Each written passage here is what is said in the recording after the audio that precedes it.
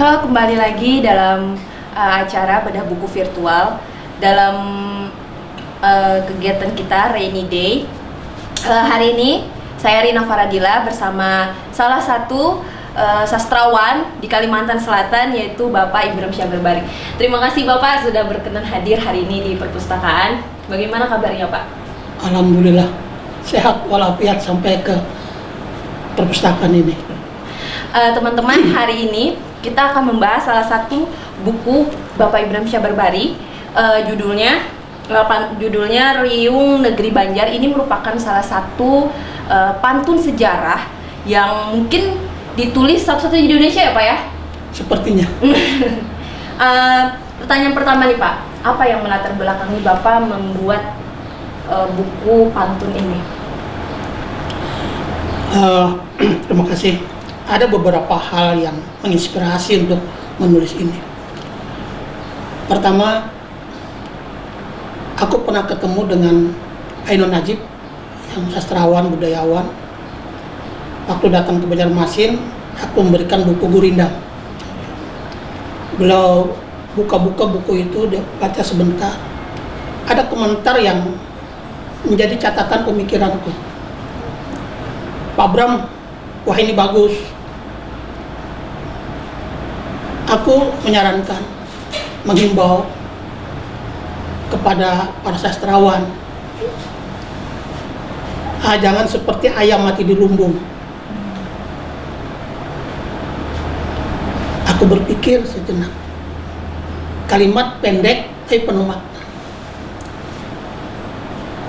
Dan yang diungkapkan cuma satu dua kalimat tadi itu saja. Ya, karena juga pertemuannya kan di airport ya. Sebentar itu berpisah. Terus aku berpikir, jangan ayam mati di lumbung. Oh, pemikiranku bahwa Nusantara ini khusus benua Banjar banyak hasanah-hasanah yang harus digali. Ya. Jadi kalau kita tidak menggali hasanah-hasanah yang ada ini, berarti kita sama dengan ayam mati di lumbung. Ya, lumbung itu penuh makanan. Ya. Artinya kepuasan cukup di sana dan setelah itu tidak ada yang digali. Tidak ada daya kreativitas. Ya, aku membaca akhir ini ada tulisan dari seorang dokter yang sastrawan. Dia bilang sastrawan itu dituntut bukan sekedar produktivitas saja, tapi dituntut kreativitas. Nah, kreativitas ini menurut pemikiranku adalah kita menggali ya apa yang belum ada. Nah, kembali kepada pertanyaan Adinda tadi, terinspirasi bahwa itu pertama tadi. Yang kedua, aku 2 kali mengikuti munsi pertama dan munsi kedua Musyawarah Nasional Sastrawan Indonesia. Yang dulu pernah bersama ahli arsi, ketemu di sana beberapa kawan. Yang dibicarakan itu tidak ada menyentuh masalah sastra klasik. Selalu riuh masalah-masalah sastra modern. Ya. Lalu aku berpikir, tidakkah sastra klasik itu adalah harta pusaka? Ya. Yang tidak dilirik sama sekali, ya dilirik sebelah mata, di mana saat diperlukan dipakai. Misalkan acara-acara tertentu sebaik 2 bait sebagai pembuka atau penutup, ya seperti pantun. Kenapa tidak dikembangkan? Apakah sudah memang dianggap bahwa sastra klasik itu sudah ketinggalan, tidak bisa menjawab tantangan-tantangan zaman? Nah, itu yang membuat aku berpikir, wah ini tantangan nih. Oh benar, pendapatnya demikian. Jadi menjadi harta pusaka, dipajang saja, ya. Dan kenyataannya memang tidak banyak yang melirik kembali, menulis yang serius loh. Ya kalau mungkin membuat sebaik 2 bait, sekadar basa-basi mungkin banyak. Tapi yang menulis serius bahwa pantun ini sebenarnya bisa menjawab tantangan zaman. Sebagaimana aku menulis Gurindam dulu juga sama. Ya. Ya. Hampir 200 tahun tidak pernah disimak yang serius. Kalau sebaik 2 bait ya banyak. Nah, kalau berpikir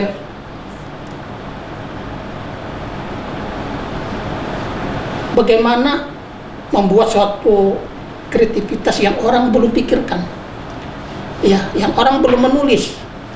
Kalau sudah ditulis orang, ya artinya tidak merupakan suatu kreativitas. Nah, lalu aku mencoba membuat pantun ini yang berkaitan kepada sejarah, karena dua mata disiplin keilmuan ini dua-duanya yang tidak banyak dilirik sekarang. Sejarah kalau zaman aku sekolah merupakan pelajaran penting, ya. Maka itu aku katakan, pernah aku posting di Facebook bahwa sejarah itu adalah nutrisi rasa nasionalisme suatu bangsa. Jadi kalau sejarah itu melupakan, kalau bangsa itu melupakan sejarahnya, maka dia akan kehilangan identitas budaya dan rasa nasionalismenya, melemah. Nah, kenapa aku tidak menulis pantun yang sama-sama juga tidak begitu menjadi pokok dalam pembelajaran para generasi-generasi muda? Lalu aku berpikir, sejarah apa yang patut diangkat? Apakah para pahlawan-pahlawan nasional? Aku pikir, kenapa tidak aku mengangkat sejarah benua Banjar ini? Karena benua Banjar ini dalam era zaman Hindu dan pra-Islam hingga itu merupakan suatu imperium, suatu negara besar, dari kerajaan, negara Daham dan negara Dipa, terus menjadi Kesultanan Banjar, terus berperang dengan Belanda untuk mempertahankan harga diri, ya, selama 47 tahun. Tidak ada perang di Indonesia ini yang sepanjang itu, ya. Nah, maka itu aku pikir aku patut mengangkat sejarah negara Banjar ini. Ya, zaman itu kan merupakan negara kan, tapi dikaitkan kepada suatu pantun yang juga yang dilupakan orang banyak. Ya, orang lebih tertarik kepada sastra modern, ya, apalagi generasi-generasi muda. Memang tidak semudah apa yang ide yang ada di kepala. Pertama, sejarah. Aku harus membaca beberapa literatur, buku-buku sejarah. Jadi aku cari, ya, buku-buku itu nggak terkumpul ada 10, dan itu aku baca, aku pahami. Memang tidak semudah itu bagaimana menuangkan ke dalam pantun, tapi kupikir sejarahnya akan aku mengerti kalau aku sambil menulis. Ya, setelah selesai buku itu aku baca, literatur aku baca, mulailah aku menulis. Dari mana? Mulai karena benua Banjar ini mulai zaman Hindu, terus era Hindu dan ke Islam, ya, dari kerajaan ke kesultanan, terus era POC, ya, terus perang Banjar, ya, sampai di sana, ya, perang Banjar. Itu satu angkat mulai dari zaman Hindu, dari negara Dipa, negara Daha, terus zaman POC. Nah, ternyata bahwa diangkat ke pantun ini agak sulitnya itu apa? Karena di pantun itu kan majas, bahasa yang semu gitu ya, harus mengetengahkan suatu keindahan, rimanya, ya, segala. Jadi, wah, ini ada kelemahan. Kalau orang membaca pantun sejarah, bagaimana memahami sejarah itu sendiri gitu kan? Tidak terkuak banyak. Maka itu di dalam buku itu kusertai dengan catatan kaki. Itu memperjelas. Jadi kalau bait pertama ini mengenai ini, ada catatan kaki. Oh ini. Dan catatan kaki ini sepertinya seperti yang dipopulerkan oleh ada sastrawan dari Jakarta, itu seperti puisi esai. Ya, terserah lah orang menganggap apa ini pantun esai apa. Yang penting tujuannya catatan kaki itu untuk memperjelas pantun itu, ini maksudnya. Lalu ide di kepala timbul. Ini pertama adalah untuk meninggalkan sesuatu hal yang mendidik kepada generasi-generasi selanjutnya. Tapi tapi bagaimana buku ini agar tidak saja dibaca oleh khusus berbahasa Indonesia, maka itu aku kerjasama dengan Balai Bahasa untuk menerjemahkan pantun itu ke dalam bahasa Inggris, supaya nanti kalau ada orang-orang asing, ya paling tidak dia mengerti maksud pantun itu apa, sejarahnya apa, lalu di situ akan terkuak tentang sejarah Banjar. Tapi memang bilang dari kawan dari Balai Bahasa agak kesulitan Pak Bram, karena saya bukan orang sastrawan. Untuk membuat rima yang sama itu sangat sulit. Jadi, tapi kupikir yang penting orang yang tidak berbahasa Indonesia tapi mereka memahami isi daripada pantun itu. Oh, kali itu bisa Pak Bram. Maka itu sebagian daripada terjemahan ke bahasa Inggris itu ada yang rimanya pas, ada yang tidak. Tapi maksud tujuan daripada pantun itu berkaitan berpindah dengan sejarah, bisa memahami. Nah itu, ya. Jadi orang belajar sejarah lewat sastra, ya. Menikmati sejarah. Ya, menikmati membaca sejarah lewat sastra. Dua-duanya ini akhirnya tercover. Ya, mudahan ini menjadi motivasi para generasi muda sekaligus membaca pantun, membaca sejarah, ada pantun. Ya. Itu motivasinya. Luar biasa sekali Pak. Ini mungkin sangat menginspirasi teman-teman yang tidak hanya mencintai sastra, tapi juga mencintai sejarah buku ini ya Pak ya. Kemudian Pak, menurut Bapak, bagaimana sejarah itu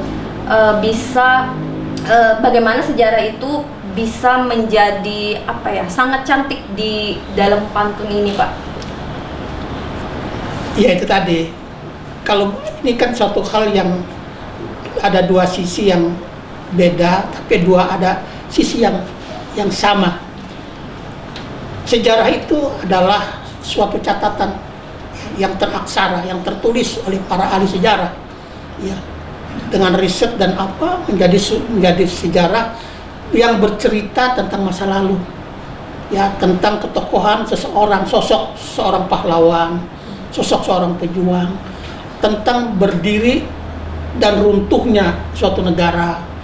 Itu tugas daripada sejarah, dan itu menjadi sebuah bacaan yang akan menginspirasi para generasi-generasi yang akan datang.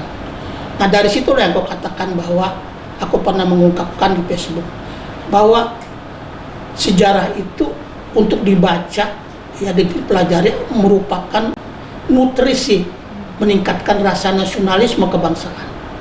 Nah, jadi sesuatu juga kalau sejarah tadi mencatat masalah peristiwa masalah. Kembali kepada pantun. Pantun ini pada zamannya ada juga sastra modern. Sastra modern pantun ini. Pada zamannya terkenal, sampai ku baca itu koran-koran zaman dulu itu harus diselipkan ada pantun. Jadi supaya apa? Supaya penggemar membaca koran itu meningkat, ya. Tapi setelah pujangga baru itu mulai dilupakan sudah, ya, mulai dilupakan, ya. Kenapa? Pengaruh-pengaruh daripada cara berpikir dan budaya sudah bergeser. Jadi, aku katakan tadi bahwa pantun itu harta pusaka sebenarnya, ya. Cikal bakal daripada sastra yang tumbuh, bagian daripada budaya bangsa ini. Kenapa harus kita lupakan? Kenapa tidak digali? Nah, jadi kalau kita hanya menulis sekedar basa-basi saja, tidak akan tergali itu. Maka itu kita menulis dalam bentuk yang menginspirasi. Ini yang mau katakan bahwa inilah yang suatu inspirasi, suatu daya kreativitas. Jadi kita tidak terputar-putar di situ saja. Ya. Saya perhatikan, ya, bahwa orang menulis pantun tidak banyak. Ya ada juga aku terinspirasi pada kawan saudara Ali Arsi gitu kan. Makanya ini pantun juga yang jarang ditulis orang, yaitu pantun aku bawa dengan pantun berkait. Karena setelah aku baca beberapa pantun, ya, pada zamannya pantun berkait ini digunakan orang adalah untuk bertutur tentang suatu peristiwa, ya, tentang suatu peristiwa. Aku mencoba kepada sejarah dia berkait, bisa, karena ada berkait itu terulang pada bait selanjutnya. Kebanyakan pada zaman dulu orang, kalau aku anggap bahwa untuk bercerita, bertutur tentang sesuatu peristiwa, tentang suatu ini menggunakan syair. Karena syair itu antara larik pertama, kedua, ketiga, keempat itu berkelindan semua. Kalau pantun kan tidak. Baik larik pertama, kedua itu kan sampiran, itu yang berbahasa-bahasa yang samar gitu kan. Itu di situ letak keindahan. Ya akan terjawab pada bait ketiga, keempat. Itu pantun. Ya. Itu kesulitannya di situ. Ya. Kalau syair dia semuanya berkait. Nah ini enak dibikin, maka itu zaman dulu kalau hikayat, ya sejarah kan hikayat itu selalu syair, bukan pantun. Pantun ini digunakan di dalam komunikasi berbahasa sehari-hari, ya bersenda gurau, ya bersaut-sautan dan sebagainya itu digunakan pantun, ya. Lalu kenapa tidak digunakan kepada menulis suatu peristiwa? Ya tadi kesulitannya di sana. Nah maka itu di dalam buku ini aku lengkapi dengan catatan kaki untuk memperkuat daripada majas-majas yang ada itu. Ya, itu. Pertanyaan terakhir Pak, mungkin lebih ke pesan buat kawan-kawan yang menonton.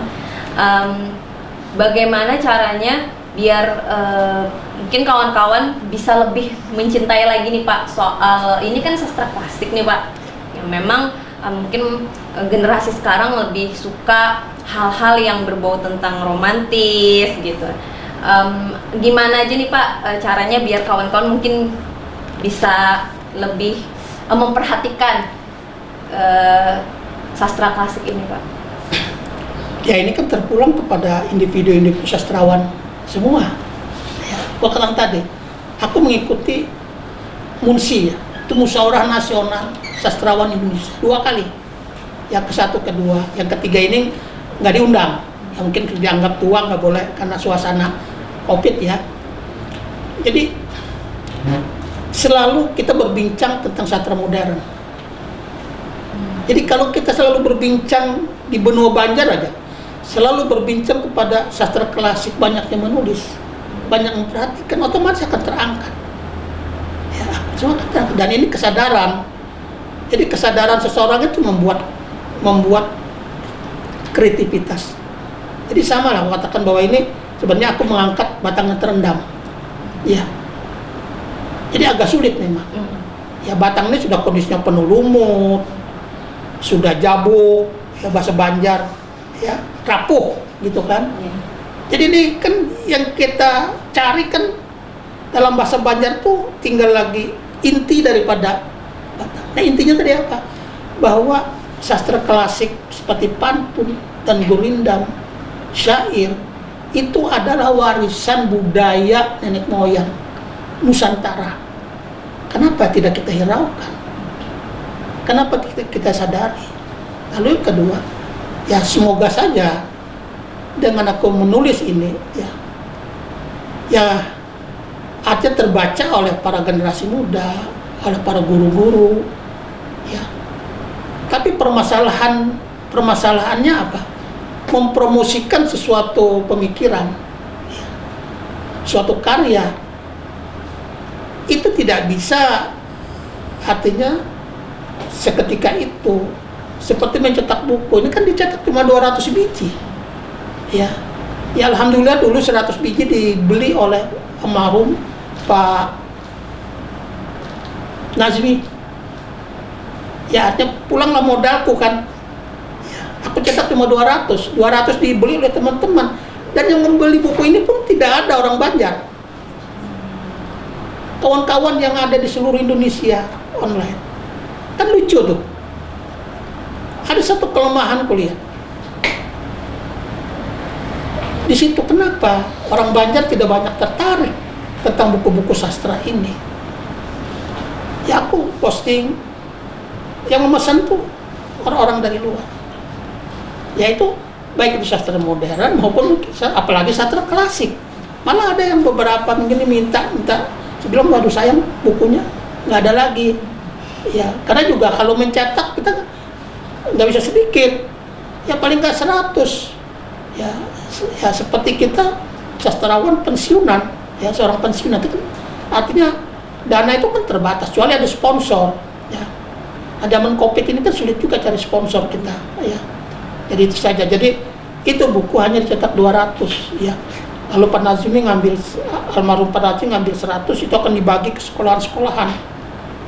Ya 100-nya ya habis sudah ku dibeli. Ada yang kuhibahkan, ada yang dibeli oleh teman-teman. Tapi bukan yang beli itu bukan masyarakat di Banjar. Terima kasih Pak, sangat menginspirasi sekali. Terima kasih sudah berbincang singkat dengan Dina Faradila hari ini Pak. Oke, sampai jumpa lagi kawan-kawan. Assalamualaikum warahmatullahi wabarakatuh. Waalaikumsalam.